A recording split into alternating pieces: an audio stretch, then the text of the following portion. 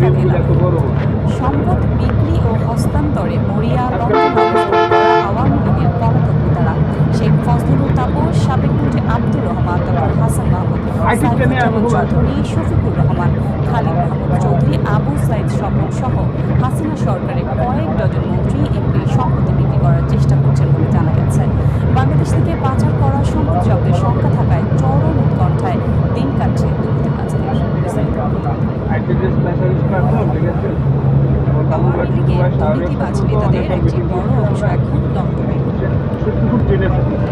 পচা ডোবায় 4 ঘন্টা নাক ভাসিয়ে কোনো রকমে সীমান্ত পাড়ি দিয়ে ভারতে যান সাবেক মন্ত্রী তিনি এখন লন্ডনে। শেখ পরিবারের কথিত নিকটজন সাবেক নৌপরিবহন মন্ত্রী খালিদ মাহমুদ এসেক্সের রকফোর্ড এলাকায় বসবাস করছেন।